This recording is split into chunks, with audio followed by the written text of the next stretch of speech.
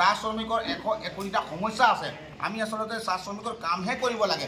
আমাৰ জাতিৰ মাজতে যুদ্ধ লগাটো কিন্তু আমি বিচৰা নাই, কিন্তু তেওঁলোকে কিন্তু গোলাঘাটৰ পৰা ষ্টাৰ্ট কৰিছে। আমি তেওঁলোকক সামৰণি মাৰিবলৈ কৈছোঁ গোলাঘাটত, অন্যথা কিন্তু আমি কোৰ্টৰ ওচৰত যাবলৈ বাধ্য হ'ম। আৰু আজি এই সংবাদ যোগেদি আপোনালোকক এইকাৰণে জনাইছোঁ, সংবাদ মাধ্যমৰ যোগেদিহে সমগ্ৰ অসমত গম পাব যে ভাৰতীয় মজদুৰ সংঘৰ জন্ম 1969 চনত 27 ফেব্ৰুৱাৰীত দত্তপান ঠমুৰীজীয়ে কৰি আমাক ৰেজিষ্ট্ৰেশ্যনটো 6422 দিছে। তেওঁলোকে নিজৰ মানে কিবা বাৰীৰ ধনিয়া পাত নহয় যে যেতিয়াই মন যাব ছিঙি মেলি কেৰাহী দি দিব। ট্ৰেড ইউনিয়ন সেইটো নহয়। ট্ৰেড ইউনিয়ন সম্পূৰ্ণ it is a rule of T plantation labour actor ভিতৰত এইবিলাক সোমাই থাকে। গতিকে এইবিলাক যদি বেছি শিকিবলৈ আছে তেওঁলোকে কোৰ্টত যাব লাগে, তেওঁলোকে আইনৰ ওচৰত যাব লাগে আৰু এইবিলাক শিকি ল'ব লাগে। আৰু চাহ শ্ৰমিকৰ মাজত যাতে বিভ্ৰান্তি সৃষ্টি কৰিব নালাগে। আৰু আমি তেওঁলোকক এটা কথাই সকীয়াইছোঁ, তেওঁলোকে যাতে ভৱিষ্যতে চাহ শ্ৰমিকৰ মাজত পুনৰ যাতে আহি এই বিশৃংখলা সৃষ্টি নকৰে, অন্যথা কিন্তু আমি প্ৰশাসনৰ কাষত নতুবা আমাৰ ৰাইজৰ মাজত তেওঁলোকে কিন্তু অপমান হোৱাটো নিশ্চিত আছে।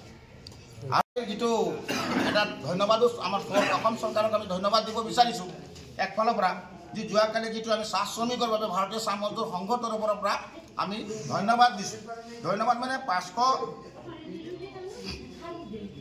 500 যিটো নেকি এককালীন সাহায্য দিছে, 5,000 যিটো এককালীন সাহায্য দিছে, আমি আচলতে অসম চৰকাৰক ধন্যবাদ দিছোঁ। আৰু ৰেচন কাৰ্ড থকাসকলৰ দামত যি মচুৰ দাল 25 টকাৰ দামত যিটো পাব 1 কেজি, সেইটোকো ধন্যবাদ দিছোঁ।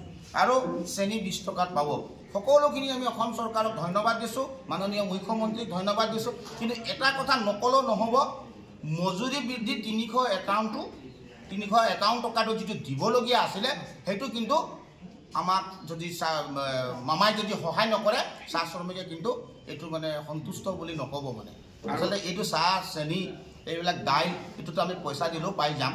গতিকে মজুৰি বৃদ্ধিটো মামাক আমি অনুৰোধ কৰিছোঁ, মুখ্যমন্ত্ৰী আমাৰ ডাইনামিক মুখ্যমন্ত্ৰীক অনুৰোধ কৰিছোঁ যাতে এই মজুৰি বৃদ্ধিটো যাতে এই ইলেকশ্যনৰ পূৰ্বত যিটো 26 আহি আছে, 26ৰ পূৰ্বে যাতে এইবিলাক চাফা কৰি দিয়ে। মামাৰ লগত আমিও আছোঁ আৰু আমিও সমৰ্থন আগবঢ়াই আছোঁ, বঢ়াই থাকিম। আৰু এটা কথা, যিহেতু গোলাঘাট জিলাখনৰ হাতী মানুহ, এইটো বহুত দুখৰ কথা। আজি হাতী মানুহৰ সংঘাত কোনো নতুন কথা নহয়। মানুহ মৰিয়ে আছে, হাতী অনিষ্ট কৰিয়ে আছে, দিনে ৰাতি হাতী আমি চায়েই আছোঁ। আমি মানে হাতী মানে এনেকুৱা হৈ গৈছে আজিকালি এই চাহ গছৰ তলত থাকিবলগীয়া হৈছে। এই জংঘল এৰিলে, জংঘলটো নায়েই, কাটি মেলি তহিলং কৰিলে। চাহ গছৰ তলত আছে, বাগানত আছে। আমাৰ মানুহ পাতো ছিঙিবলৈ অসুবিধা পায়, কলম কাটিবলৈ অসুবিধা পায়। কিন্তু হাতী মানুহৰ সংঘাতৰ ফলত কিন্তু বাজেট এটা কিন্তু জৰুৰী আছিলে। কিন্তু এইটো তাৰমানে বহুত মানে এটা ডাঙৰ সমস্যা গোলাঘাট জিলাত নপৰাৰ কাৰণে আমি কিন্তু এইটো দুখ পাইছোঁ।